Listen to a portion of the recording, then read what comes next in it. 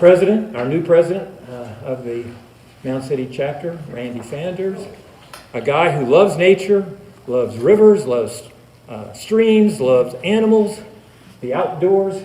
He's going to update us on his research that began. When did you publish your first version of this? Oh, of this? Yeah. This got done in 2000.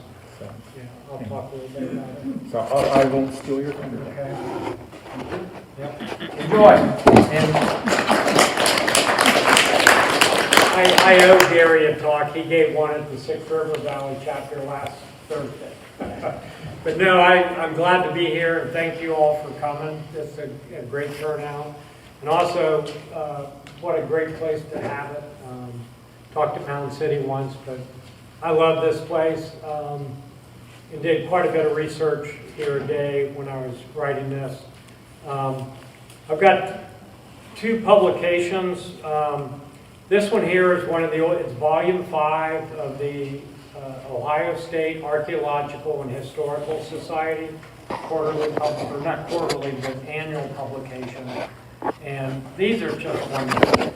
I can't tell you how much, if you want to learn about Ohio and U.S. and everything, early history, these things are just a gold mine. And I'm hoping that even Jeff Wilson here tonight learned something new that I put in the PowerPoint today when I improved it a little bit from the time I gave it a couple months ago at Six River Valley. So I'm going to pass this around, take a good look at this. I've got a couple copies, but try not to tear it up. But anyway, what really got me going on this talk mainly was the Moorhead article in there on reported field work. And it was, I believe, in 1896 when a lot of that work was done, and this early mapping that ended up in Mills' Atlas was really, he was mandated to do it, and then it got going. The other one is, in addition to talking about Mills' Atlas, which is this statewide effort, 1914 it was published by the State Archaeological and Historical Society. But trying to do something statewide, I mean, what a monumental effort. I'm familiar when I started taking fish courses at Ohio State, there was a guy by the name of Milt Troutman that wrote the Fishes of Ohio book. And yeah, the Fishes of Ohio, distribution maps for each species and things like that. And Ohio's a big state. There are states that are smaller and there are states that are a lot bigger, but it's a big state. When I was doing stream surveys for the state, I worked in all 88 counties. And even to this day, I did well over 1,000 surveys. And to this day, I still drive on a new road, see a new little bird, and things like that. But it's just a big state. And you're gonna, when you have to get around on a bicycle, walking, take a boat trip down the Muskingum River. I mean, cars weren't invented yet when this work was done. Horses were around, of course, but it's just a marvel that they put this thing together. It's not perfect, but it's better than having nothing. And could you imagine today mapping mounds? How about the Franklin County Great Mound? It's probably bigger than Cahokia, I'm sure, where all the trash goes for Franklin County. I mean, we're still building mounds at a level that the prehistoric people didn't know. And a lot of these early sites are gone, and whether it's cities or eroded into a river or whatever. It's just, we're lucky that they did this way back then. That's all I can say. And then one of the things I wanted to do when we, actually, I'll do with your first name. Diane, I knew that. Diane's married to Phil Gray. Some of you may know him. Well, Phil's brother, Steve Gray, I don't know if any of you know him, but I worked with Steve when I worked at the Division of Wildlife for years. And I brought this project from Ohio EPA when I transferred to the Division of Wildlife at ODNR. And what Division of Wildlife brought to the table with their graphic sections, made the first edition of this just great. And so after 25 years, he's assistant director now, Steve is, and he actually asked Scott Hale with Division of Wildlife Fish Management 3 years ago, give me a call and ask if Randy's interested in updating it, and so we can reprint the original version, but also add something new in there that would include some of Governor DeWine's new H2 Ohio program, which is all about the water quality and habitat improvements and stuff like that. And I was all in when I Googled that. And believe it or not, it's done. It was done, started it about November last year, and we finished it in August, and it's just a few boxes have been printed, and 20,000 more copies are going to get printed. I offered, well, free books are hard to print. Let me put it that way. So people had to buy into the printing to get copies to give away. And this first page is how I financed it, basically. Would say for $5,000 buy into the printing, you get your color logo here. So we filled up this page and raised enough money to get them printed. I do not have copies to hand out today, but I was offering them up for everybody that does a membership for this coming year will get one that way. You could probably also call the Division of Wildlife and ask for one, and Midwest Biodiversity and ask for one. So there's a number of ways you'll be able to get them. And I'm going to pass one of these around. The two new chapters in this, what I wanted to do was, the second chapter is the restoration work that's going on with everything from wetlands to stream channels and dam removal and stuff like that.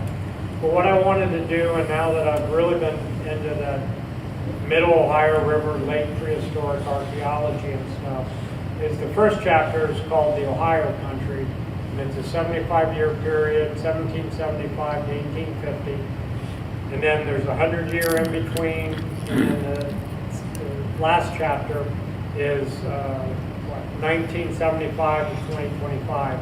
So it represents a 250-year period, and just to bridge the two chapters, we've got a collage of pictures, just a double-page spread, and it says the next 100 years.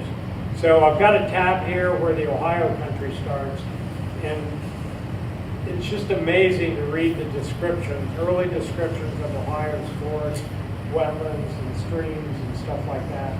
And so that's what I put in the first two chapters. So I'm going to pass this around, and you have the other one going around, and I'll get started with the talk. So that's the title, and then, as I was saying before, I wanted to put some new stuff in this.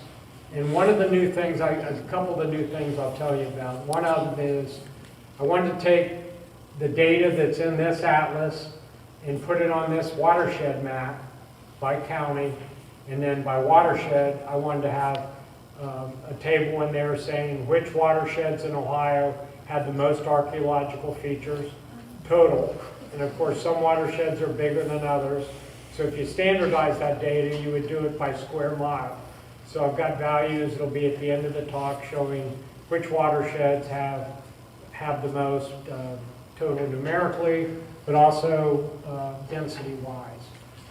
And then we also had in there, it was one of those things where it's like, okay, after all this great effort to buy land and make parks and wildlife areas and everything else, how much land has been put in some kind of a conservation status statewide? So that's on the Consortium of Efforts page. And then I also wanted to, I'm a fisheries guy, and each species has a Latin name, right, Gary? Yep.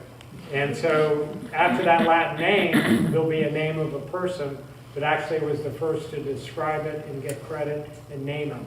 So I wanted to do for the freshwater fishes in our streams and the freshwater mussels in our streams, which naturalists named the most species. So that's in there. And there was one other thing that I'm forgetting right now. But anyway, the main thing tonight is to put this data into there and talk about the watersheds. So Jeff, you want to help me there with slides? So again, this is volume 1, the first edition, and it was June 1887 to March of 1888. And I don't know how many total volumes were put out, but it got to be over 30. And I don't think they still do this, do they? No. Okay. But these old ones, especially if you're into the early 1900s, and I mean even 1930 and that, it's just amazing to read. A lot of them have annual reports too that have a lot of good information in it as well. Those have wonderful maps of things like Fort Ancient, and then some of the pottery. And then here's excavating back then in front of a rock shelter. Next slide. Okay, timeline, and this gets into, let's go through exactly when this was formed, the Ohio State Archaeological and Historical Society. So in the beginning, in 1875, an archaeological association is formed at General Brinkerhoff's home in Mansfield. He was quite a character. He did fight in he was in the Civil War, and so this society then receives $2,500 from the state of Ohio for making an exhibit at the Centennial Exposition in Philadelphia. Professor J.T. Short, a professor at Ohio State University, was secretary, and it flourished until his death. Then becomes inactive until Governor Hoadley conferred with Mr. A.A. Graham and suggested a revival of the old society.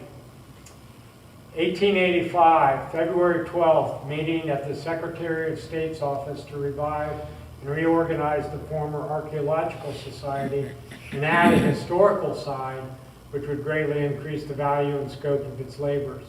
A circular was developed and circulated for a call for a convention.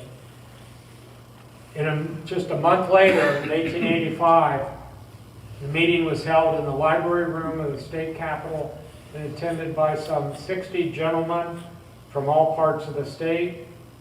I take offense that there weren't some women in there too, but that's the way things were back then. The convention was held for 2 days, and on the 13th, the next day of March 1885, the Ohio State Archaeological and Historical Society was incorporated. In 1896, W.K. Moorhead conducts field explorations in the Muskingum, Scioto, and Ohio valleys.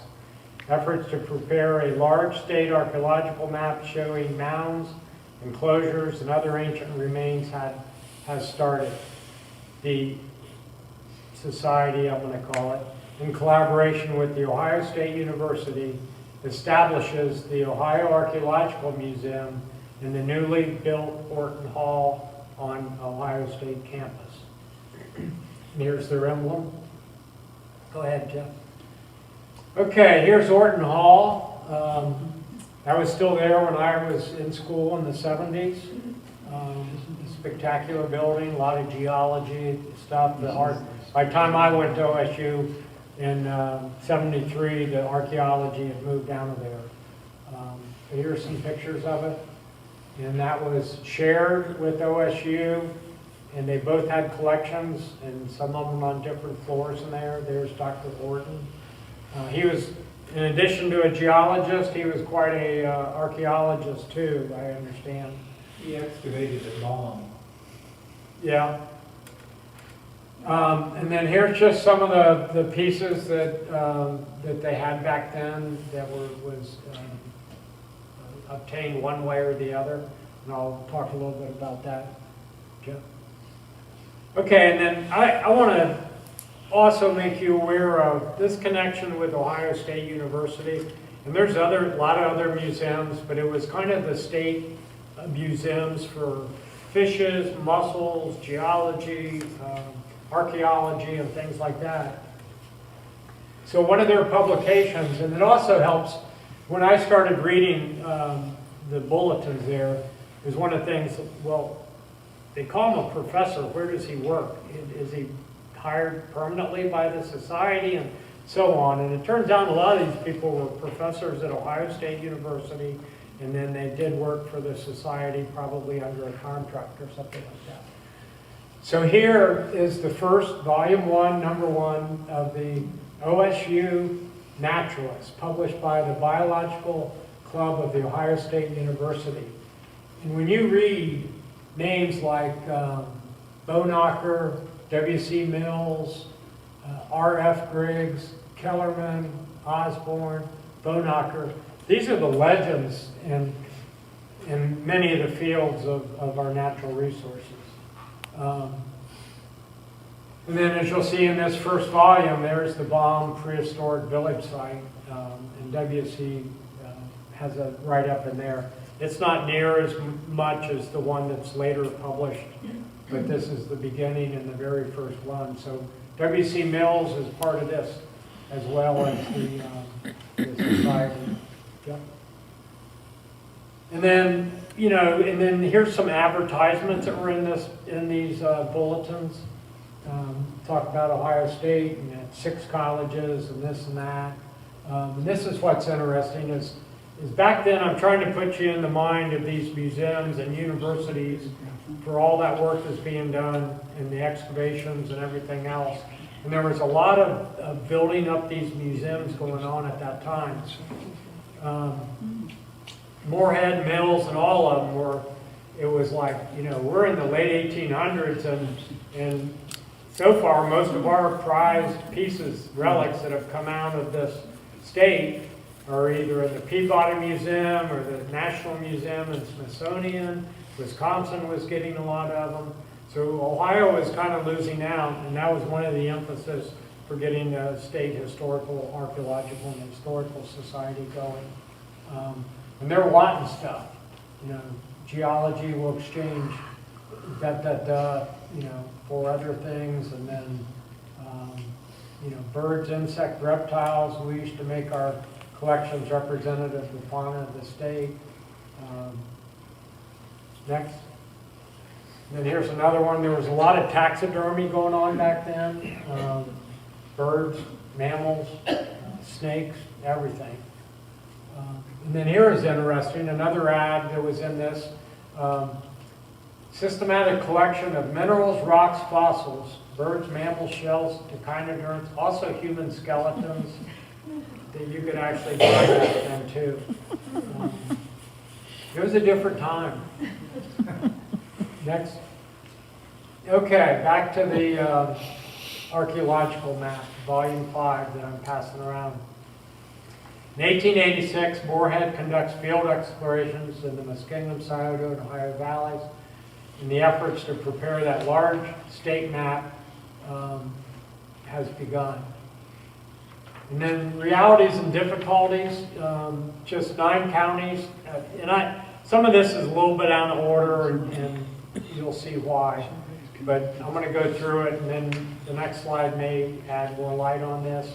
The methods that they did to do this, and I'll get into that in the next slide, but just 9 counties reported just 1 mound. And what they did was they sent out these traces of the counties, and the experts, they were saying, do you know of any mounds and village sites and enclosures and that? And please mark it up and then send it back to us. Some counties, it would go to 5 or 6 different people. Pickaway is a good example of had a number of authority. Ross County had a lot of people that knew stuff. You're going to see for Concord Township, this one person, Concord, he contributed. But anyway, there were a lot of counties that just, they didn't want to waste their time on it. 16 counties reported less than or equal to 5 mounds. Contrary to reason, he thought no county should have less than 20. 45 counties appear unwilling to take time. We only have 88 counties. Some counties could not find anyone willing to cooperate. 100 persons returned our county tracings with comments like, I have not the time, how much do I get paid for this? And I don't know and don't care. And it was one of those things, they were out not only excavating in these surveys, but they were looking at local collections, And they were actually buying from these collectors also to start the museum. They were wanting to get, everybody was after the relics. Okay, and he just basically said, we need more dollars for purchasing rare artifacts. And they pretty much got their money from the state of Ohio. They weren't technically a state organization, but that's how they were funded. And then I don't know when their volunteer contributions started. A lot of people were donating collections. An awful lot of stuff went into the museum. And these bulletins actually have lists and names of who and what was given to the museum, state museum.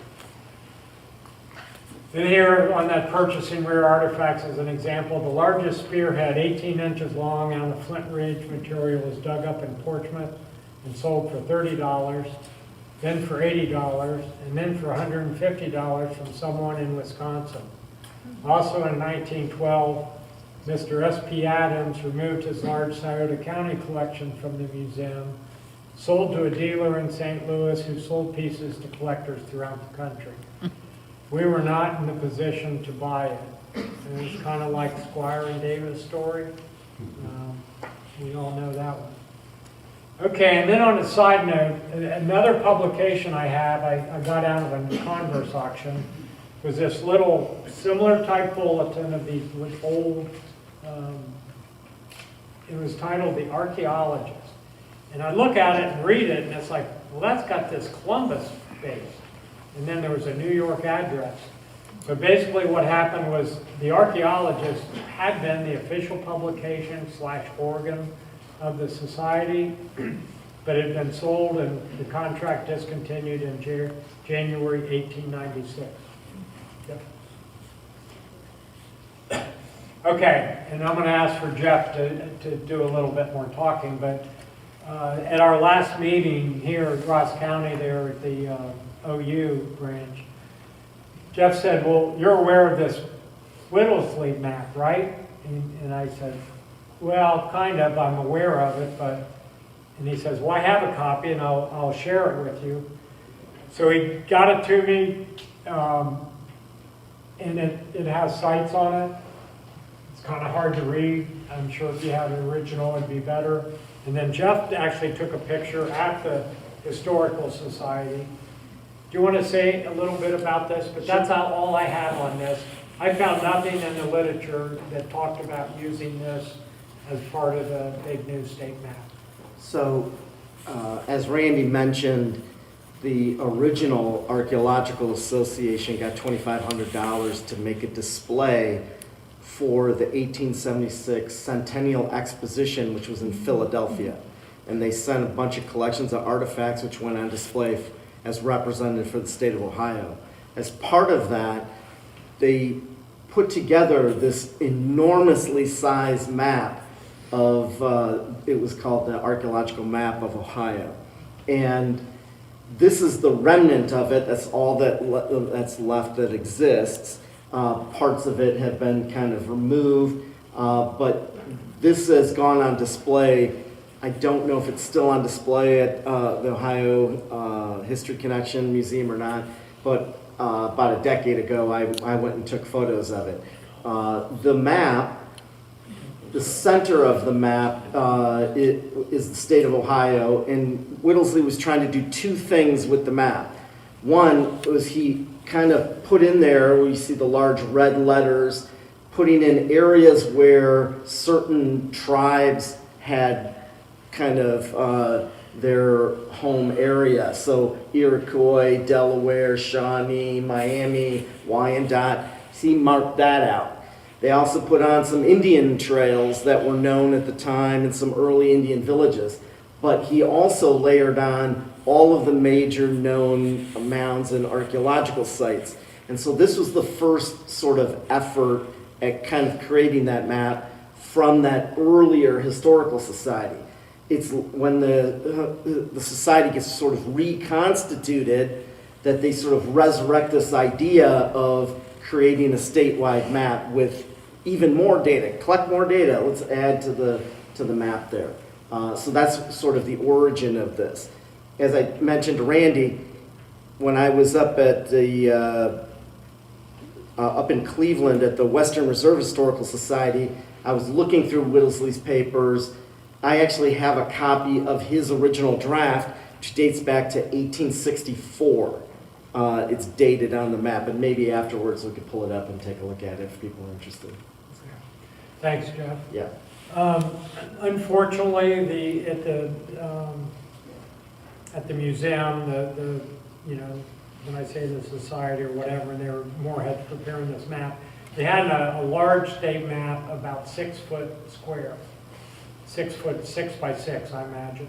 And then that actually comes close to being the size of the county maps that are actually published in the Mills Atlas. Unfortunately, none of those, either the big map or the individual county maps, are present today. They can't find them, never could find them, and so they're simply lost. What we do have, though, is Mills Atlas. Just to give you a sense of how big this map is, it is probably the size of the whole entire area between the pillars here, from the ceiling to the floor. It's a gigantic map. You know what, I went for the history talk here summer. I'm not so sure that that's not, no, it had railroads on it, the map I'm thinking, but it was huge on the wall. Yeah. Okay, next. And then this kind of gets back into earlier too on methods of doing this, and then it's like Moorhead's thinking, how we obtain the 2,843 characters placed upon the map. We first took all those of Professor C. Thomas, Mr. Falk, Reverend McLean, and others recorded in various publications, including every report relative to Ohio in the public and private libraries in Columbus, over 400 volumes and papers. We obtained 900 locations from these. And then in preparing the tracings for each county, and they sent those out too. John? And then this talks a little bit more about some of the tracings that were sent out.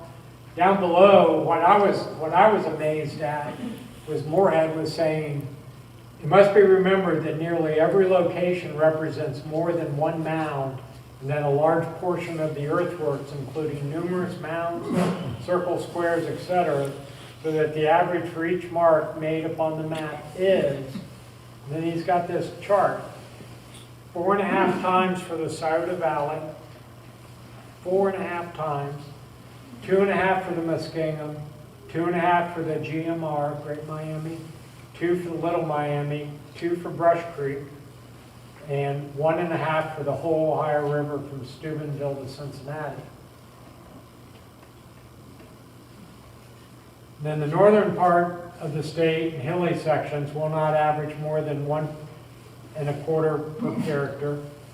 As near as we can estimate, the 2,843 marks upon the map represents 6,500 monuments. Next. Okay, and then here's another thing. During the past 2 summers, the surveys recorded upwards of 500 monuments. On a bicycle, Mr. Swartzel visited 7 or 8 counties in northern Ohio, procuring 50 or 60 monuments. Mr. Loveberry spent 4 days transversing portions of Fayette, Pickaway, Madison, Highland, Ross on a bicycle, securing 165 additional mounds. Mr. R.H. Moorhead, I don't know if that was a brother or a son or who, but he had to have been related, traveled through northern Licking County, securing 48 mounds in 2 days. Mr. Loveberry followed Big Darby Creek on one of his trips and Main Paint Creek on another, while Mr. Moorhead followed the North Fork of the Licking River. Interestingly, this is a picture I found in one of the Ohio naturalist bulletins, and the botanist was talking about a bush or a tree right above the bicycle, and the article was about that species. You know, when I first read this, and I kept thinking, a bicycle and going through just Ross County. I mean, imagine how long that would take you. So I Googled, smartphones are nice. And I Google it and, to get pictures of bicycles in Ohio in 1900, late 1800s. And here, Ohio had, I think, something like 118 bicycle manufacturing plants. That's how common, and it was known as the bicycle craze. And actually, Ford got into it and ended up kind of making the car by putting two bicycles side by side, and it evolved from that. But wow. Next. Okay, and then Moorhead's got this list of the people that actually contributed. You'll notice Mr. Higbee there in Higbee's, Messenger's Harness, Richmondale. Then you get down to Johnson, South Portsmouth, that's actually Kentucky, and so on, but all over the state. And I mean, you know what Bob Harness was like, and these would have been his people before him. And, so there was a lot known about a lot of these archaeological sites and mounds and stuff. And they really got to know those people, and those people contributed a lot. And then on the lower part of that list, this was 2 pages.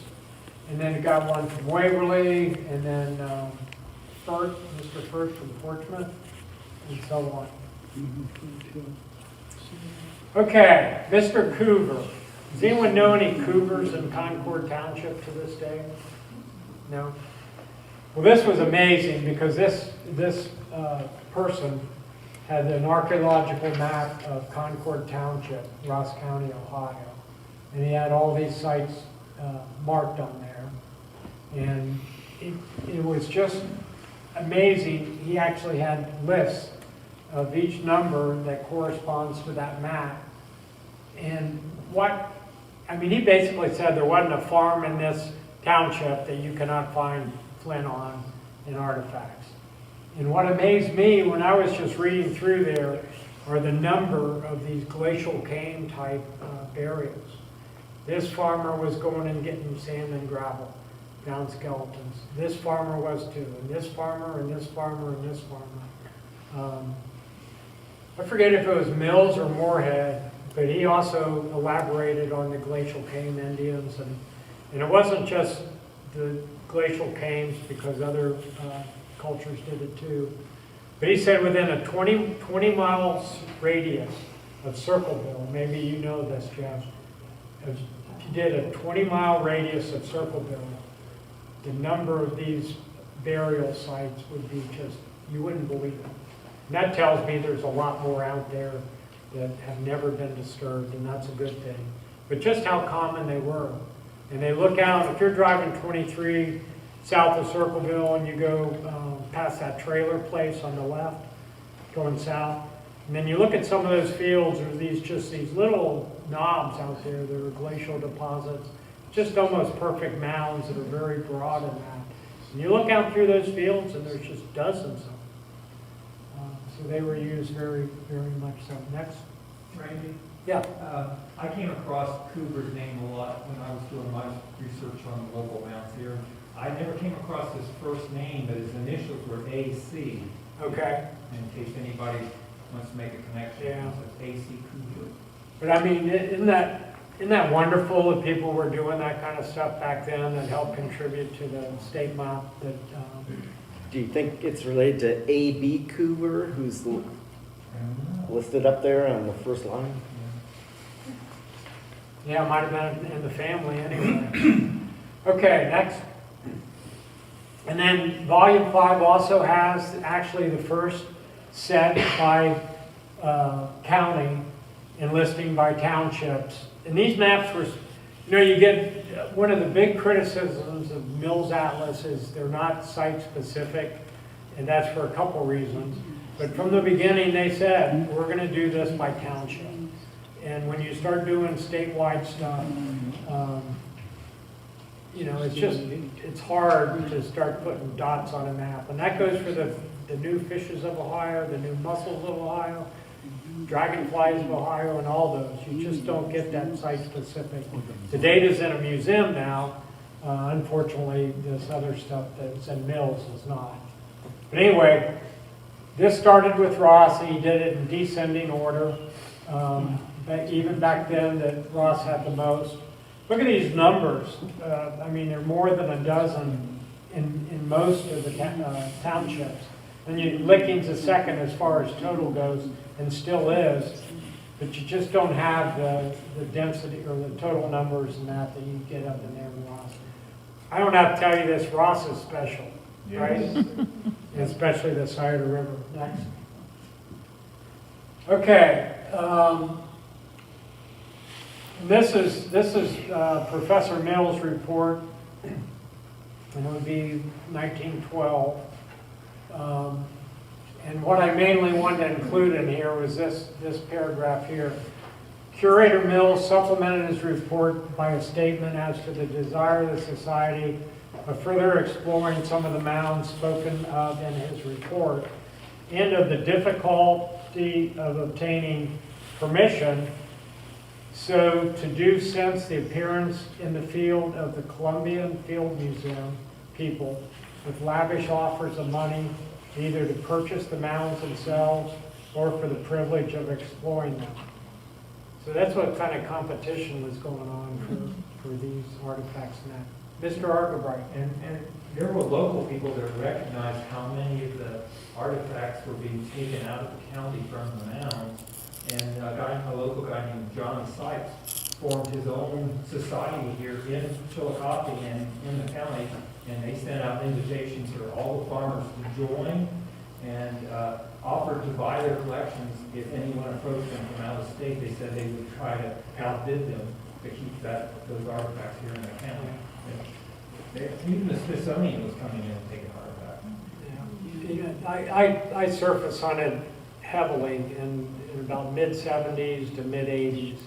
And I don't do that now, but I am buying old collections, especially from people that found stuff and stuff like that. And I participated in converse auctions and that. And sometimes it's just like, that piece needs to stay in Ohio. And it just, you know, I mean, it's worldwide stuff dispersing still is. Next. Okay, we're finally to the atlas. How many in here have seen this large book? Seen what? Yeah. It's pretty neat, and it's, you know, I've been at our farm down by Raritan since Thursday. I planned on going home and bringing my copy in. I got my big buck last night, so I've been busy and just left the dog there, so I got to get back after I give this talk. Skin it tomorrow, cut it up, and deliver the meat to somebody that's going to eat most of it. You get some pictures? You get some pictures? Yeah, I got pictures. And we got over 4 inches of snow. We're 1,100 feet up on our farm in Lucasville. It's winter wonderland. I was taking the tractor and the bucket last night, going and getting this thing, knocking avalanches of snow onto myself to get there and that. But anyway, let's get on with this. This book, and I'm going to go through the pieces of it, what it has and all that, but it's got just some wonderful illustrations in it. It's got a map of the Indian trails. Fort Ancient is really well documented with photographs. And then it's got a couple state maps, the trails, and then it's got one of mounds and enclosures statewide. And then, of course, it's got these county maps, and that's the highlight of that Mills Atlas, or these county analyses. Next. Okay, and then... Question. Yeah. On the last map you were showing, could you go back one? Yeah. Whoops. You didn't go through all of them, and that's okay, but I was wondering what the mound cluster or whatever it is on the right side bottom. Oh, here? Yeah. Spruce Hill, isn't it? Yes. Yeah, that's, I thought it was Spruce Hill, yeah. Yeah. Yep. Is that it? Thank you. Yeah, no, I'm sorry. Okay, and then for the categories that he does for the townships, is mounds. And then you can see by far, there was those were probably, well, they're large for one thing, more obvious than that, but they dominate as far as the total number of these ancient remains. And then next would be the enclosures, squares, circles, and crescents, followed by village sites. And there were a few people in my first talk that gave me a little bit of insight into these. But when you think of village sites of Indians, I don't know what their criteria was. Jeb, do you? I don't. But what I call village sites, especially, Fort Ancient, stuff like that, this number has to be very low compared to what the actual number of sites in this state. I mean, way low. But again, I don't know what criteria they were using. And then burials, ordinary interments, that has to be low too. Cemeteries, low. Stone graves, they say that's fairly well representative, but Adams County alone would have had more than that. And then effigy mounds, petroglyphs, and then flint quarries. Moorhead thought those were. Bill Dancy, a professor at OSU, did an article, a review of this in '84, I think it was, and he had talked about that being way low. Caches, and then I know rock shelters. I'm from Lawrence County, born there, and I know that county alone's probably got over 35 by itself. The flint quarries, according to the Mills Atlas, Licking had 77 of 109. And rock shelters, Jackson 30 of 35. And again, Lawrence County, Hocking County, all these other counties. And Dr. Jeff, tell us again how most of these rock shelters were formed. Not Lake Tite. How many of you Mrs. Pam is the Lake one Tite? that knows that story best. Okay. And then the actual wave action Lake Tite. of that glacial lake, a long time ago, the wave action was about what, 902, 900-foot contour level? Yeah. And the wave action actually cut out these sandstone cliffs and made these rock shelters, so a lot of these are actually around that contour level. And Professor Shoemaker at Shawnee State was the one that kind of finally figured that out. But there was other researchers had gotten close to that a long time before that. Those rock shelters in Jackson County there, said 30 or 35. Yeah, That they're almost, most of them, not all of them, but most of them are in the Sharon conglomerate, which is a softer rock. And that's why, there's shelters all over the place yeah, back through there. Between Jackson and Richmondale, yeah, yeah, there's rock shelters everywhere. yeah. And including the Leo petroglyph. Leo petroglyph is actually in the Sharon conglomerate also. Yeah. So Boone's Rock, it's in there too. That's Boone's Rock. Yeah. Yeah, those are all in the Sharon conglomerate. There's a rock shelter at Leo, yeah. Yeah, there's a rock shelter at Leo, yeah. Yeah, yeah. Yeah, there's an article by Mark Long in the Ohio Archaeologist on it. I can't remember the year. And at our farm, there's actually, in fact, in that stream guide, it would be the geology chapter. It shows one, it's down at the base, the creek, the bottom of the hill where a gate is, and that's right at the 902 conflict level. I mean, it's hard to imagine all these things occurring at a certain level. And probably that well, had to have been an impressive lake, I tell you that. probably well Mills identified 30 of them. There's probably, a couple hundred. Right. Yeah, and I mean Lawrence County, all these other counties too, Benton.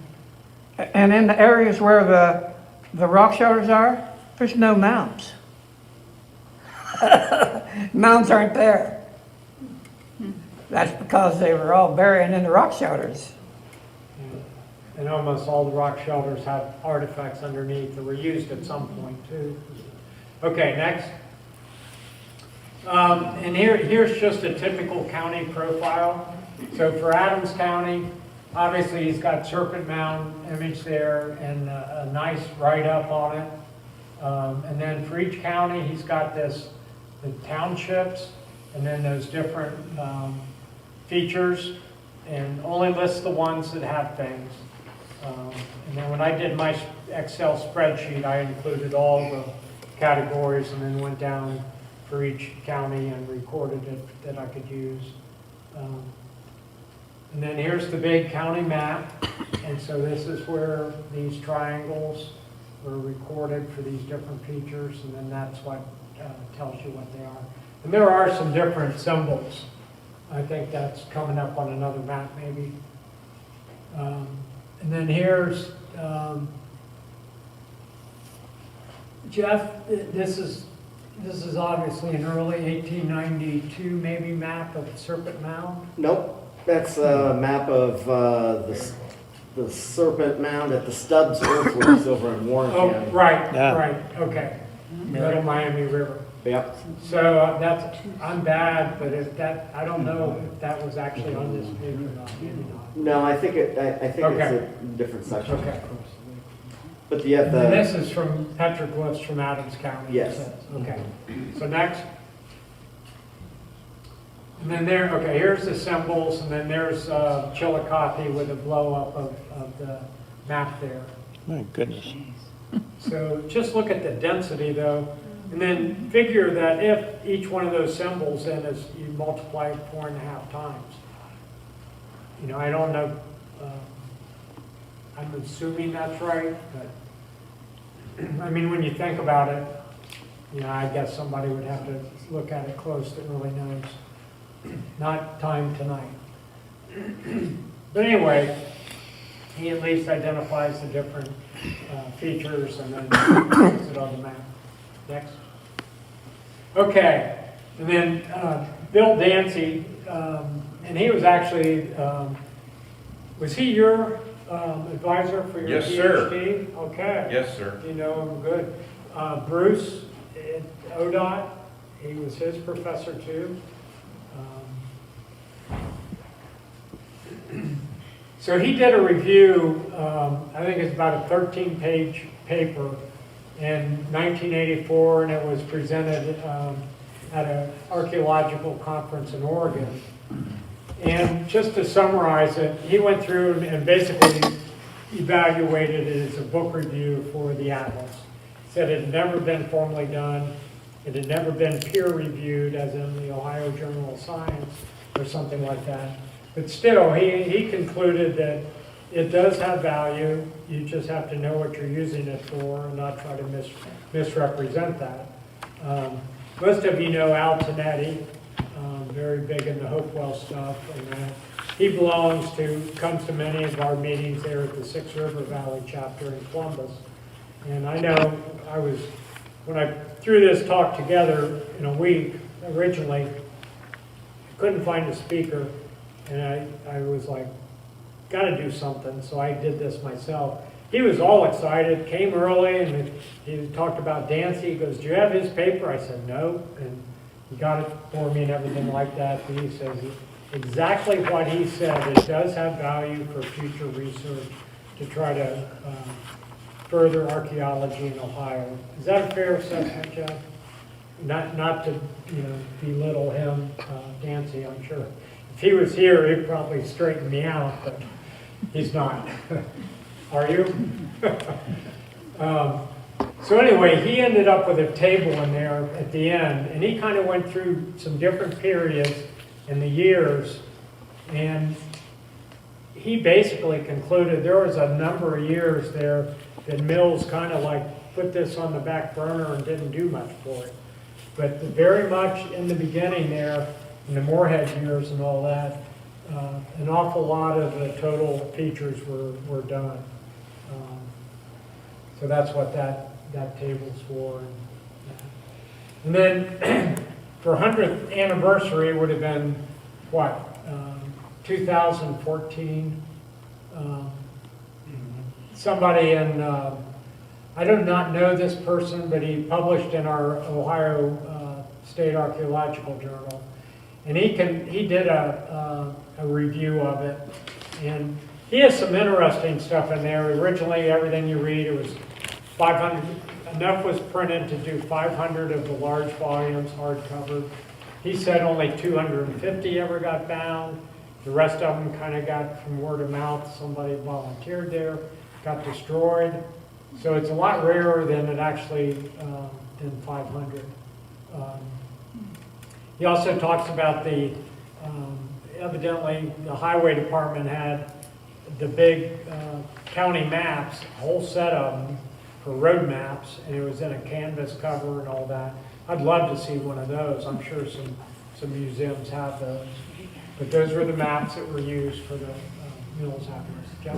Randy, before you move on from this, just talking about the rarity of this book, less than 300 were actually bound and sold, right? About 250. That's what this article Right. says. I believe we have 3 people here that have a copy of the original. You got one, I got one, I have you got one. So there aren't too many of these around. They're pretty rare. Many of them exist in institutions. Well, one of the cool things though is it is publicly online in the Cincinnati Public Library. So if you just did a Google search for the atlas, you can actually get it online. Yeah, there are several places. Archive.org has one. Haiti Trust has one. There are several online digitally, so they're accessible. If you're into the old collectors, I've got a really pristine copy, except for somebody that drew the big circles for flint quarries for Zaleski, or Coshocton and Zaleski. But it was owned by Dr. Kramer and Stanley Copeland, so some of the big artifacts, very pristine condition other than that one map. I paid over $1,000 for it, so some of them are quite valuable. I talked to other people that maybe picked up one for $25 at an antique store or something, so it just depends on how lucky you are. A lot of them are in bad shape too, that they're, but next. Okay, here's the Excel spreadsheet I put together to get before working on the stream and watersheds, like, alphabetical, and then it was kind of tedious, but I like doing things like that, and I actually proofed it. And you'll see, I forget, I've got it in the table there, whether there's 11 or 13 features, but next. Okay, and then I was just kind of curious as far as the descending order, the total by county, and then mounds and closures also. And this is the way it shakes out. Ross, Licking, Butler. Okay, Ross is Scioto, Licking is Muskingum, Butler's the Great Miami, Pickaway, again, Scioto. Jackson, mostly Scioto, but it gets into some other stuff, other watersheds. Franklin, Scioto, Hamilton is in between the Miamis. Fairfield is Wauhaki. Coshocton is Upper Muskingum. Adams, a variety of streams, but mainly Ohio Brush Creek. And some Scioto Brush Creek too. And then Washington County is the Muskingum. Can I make a comment here? Yeah. I have investigated Jackson County and Benton County about mounds. I plotted what Mills's book on both counties. Okay. And then, myself and my friend Lou Walsh, we plotted mounds that weren't included by Mills. Okay. And in Jackson County, you had a judge, Miller, and another guy, F.E. Bigman. They were identifying sites in Jackson County for mills. Okay, and they came up with 173 mounds. yeah. And What'd you come up with? we added 34, Okay, wow. so that was 207. But in Benton County, they had 60. And one of them was an earthwork, an enclosure, not a mound. So that made 59. Okay, And we found 150 more wow. in Benton County. So that's 209. So there you go. And I think that gets into to that table he had where in certain watersheds, you need to multiply this by a factor of 2.5 or something, because that's more likely the total number. So we came up with 209 for Benton County and 207 for Jackson County. There you go. I mean, Moorhead even said that, I think, in his writings. But oh, there's the Marietta Earthworks. And then I will have to ask Jeff what this is, but the famous Marietta Earthworks, that's Mound Cemetery in Squire and Davis. In my book, my son lives on 5th Street, right in the Marietta Earthworks now. So every time I go there, it's just a religious experience. I go down to Mound Cemetery and take more pictures and look at the Revolutionary War cemeteries. It's just, it's beautiful. Any other questions? Next. Okay, why did I put this in here? Ross County. Oh, yeah. Thank you. Then the stream guide, the Scioto in Ross County is well documented. Next. Okay, and then this gets into the Indian trails. This is the whole state map. Actually, our farm is right here, and that trail passes very closely. I have to joke, I still plow, we're mostly a ridge top farm, 200 acres and a lot of hills, wooded hills and valleys and things like that. I joke, it's the only place in Ohio they didn't live. In 40 years, I found a handful of pieces, but just no justice in this world for someone that likes to pick this stuff up so much. But with that said, also, all those different historic sites, I can still pick up buckets full of broken plates and crocks and all that historic stuff, and I still pick it up when I'm doing the other stuff. Largely, I don't want my dog stepping on it, but someday I'm going to wash this stuff and put it together in frames and learn that, learn the periods better and get educated on it. And I see 2 Chillicothe's. Hmm? 2 Chillicothe. Yeah, and in those bulletins, there's articles on, there's debates on some of the old Chillicothe and other places and all that, but Well, the four that there's actually 4 Chillicothe's on that Yeah. yeah, inset I map. know there's Those more are than- the names of the Shawnee villages, Chillicothe. And so there were multiple different ones. Yeah, and then the one in Xenia, that too, where they say was Tecumseh's birthplace, and Right. that's a Xenia fish hatchery there. And then the new Great Council State Park is just right in that neck of the woods too. Okay, next. Okay, and this is the large state map. That's Franklin County, I'm sorry. And then this is the large state map with just dots for mounds and X's for enclosures. So this is a separate map by itself. And then this was Franklin County. I put this together for the Columbus chapter there, so that's why I put that in there. This stretch from Columbus down to Portsmouth is very heavily marked. Next. Okay, now we're into the second edition of the Ohio Stream Guide. Next. So what I did was I simply how many of you have seen this map? It was put out by Division of Water a long time, in the 20s, I want to say. And then it's got, like, here's the Scioto watershed, right here. And then here's the divide from the Lake Erie watershed and the Ohio drainage. And then, so it's got major watersheds. And then in the stream guide, the first edition and second, it's got Ohio's 10 largest watersheds and lots of stats and stuff like that. So basically, I used those same 10 watersheds for my evaluation. So what I did was just basically, for each county, I took the total number for the Mills reports, and that's all features.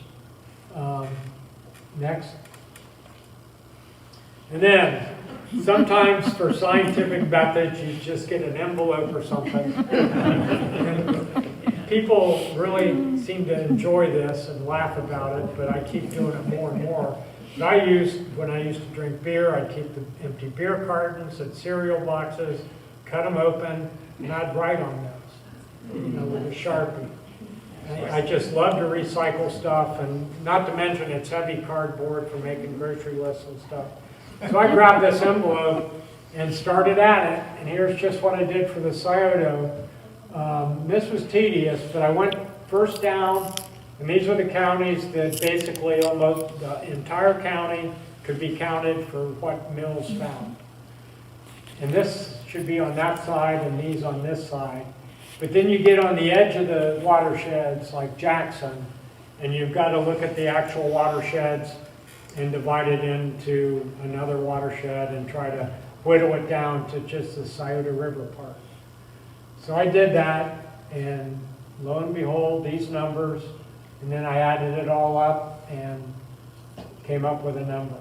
It's not perfect, but it's close, and it's close enough. Next. Okay, here's the table. And here's the one thing that really jumped out at me on it was comparing the Lake Erie Basin versus the Ohio River Basin. I mean, just look at the total number compared to the Lake Erie total number. So southern 2/3 of Ohio has got many of the features and stuff. I guess you would conclude that. By total number, Scioto River wins, but the drainage area is way bigger than the Hocking. So what I did was divided it by the drainage area and square miles for each watershed, so it standardizes it, and it comes up with a value, the number of features per square mile. And that way you can compare apples and apples. The Little Miami actually edges that out of the Scioto when you do that. But if you take that table where Mills says the Scioto River is 4.5 times, the Scioto River basically blows everything else away, assuming that's right.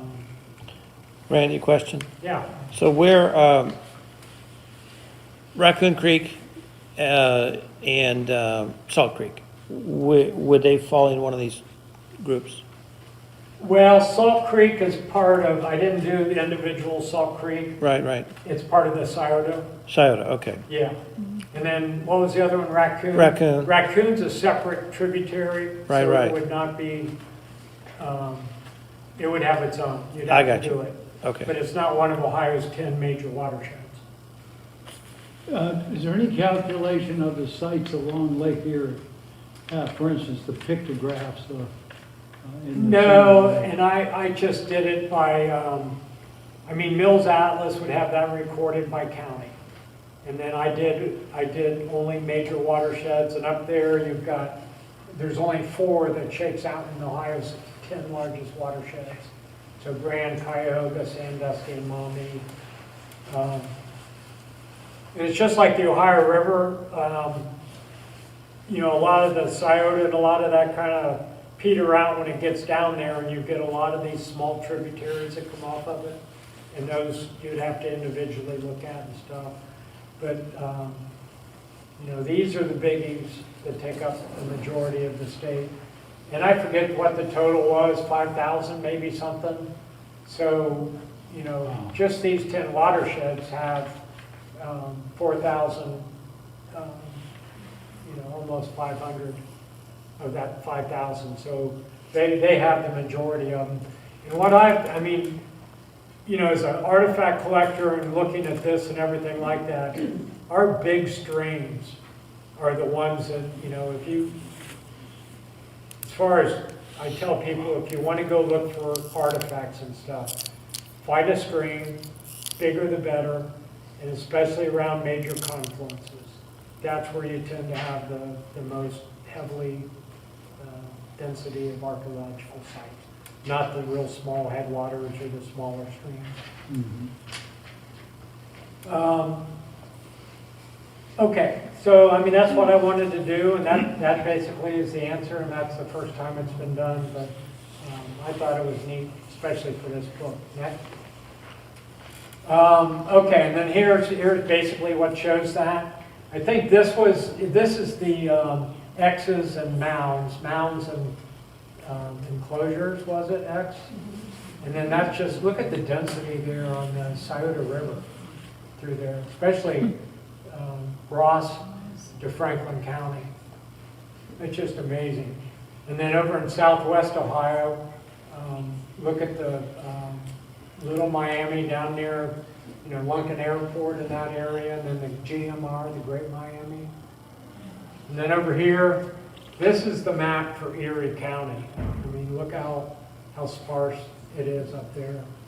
Don't get me wrong, there's artifacts and, you know, Indians were up here too, but they just didn't tend to, and maybe it's underestimated too. I mean, we don't know that. Is it weather difference in the south and north? Like why would they congregate more in the south? It's colder up north. Or the water. I think that Ohio River drainage, the Ohio River, middle Ohio River Valley was just so, you know, from east to west was just so important for Indians, for transportation. Fort Ancient, that was the mussel shells. And then these major tributaries, but also, you know, warmer climate, obviously, a little bit. Well, a big chunk of northwest Ohio was the Great Black Swamp. Right. So not a lot of places there. Right, and that's a good point. And later on, you had the Iroquois, which drove a lot of people out. And the later prehistoric, yeah. I always thought that most of those river valleys were main thoroughfares, but also they're easy places to live because there's so much food coming out of that river. Yeah. Keep going. I've got another thing. I remember now also what I wanted to put out there as a new thing. It'll be the this page here, the double page spread. This guide, when you open it up, every 2 pages is like a standalone poster, and then chapters they're you know, assembled with similar types of topics. So this here, with the middle of the book going down through there, that's actually what the spread looks like. And of course, this is the Squire and Davis famous illustration. First Smithsonian ever published, first color artwork. And it's amazing, when I was showing the drafts to people, they absolutely love this image. And it made the book for sure. Okay,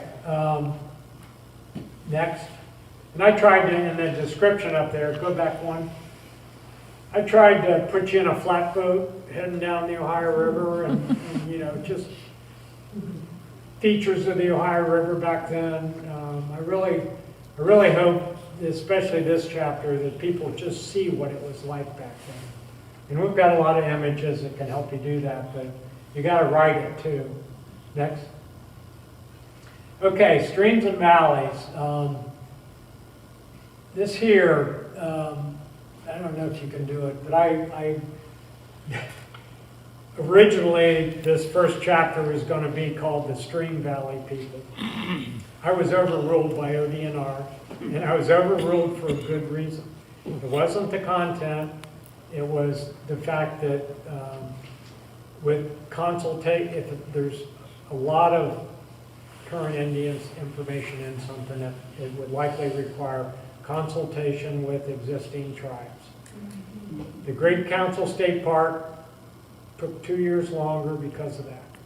I had 8 months to get this done, so it was a no-brainer that you couldn't do that. They said you had used a lot of Indian stuff in the first edition, just go ahead and use it and damper it down, and I did, and here it is.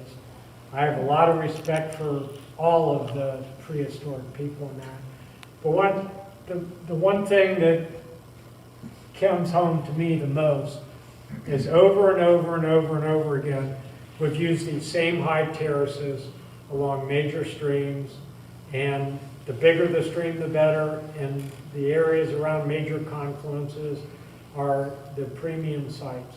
Just look at where our large cities are clustered today. So we're kind of like the Stream Valley people, and that includes all of us, you know, paleo all the way to now. So that term is put in there.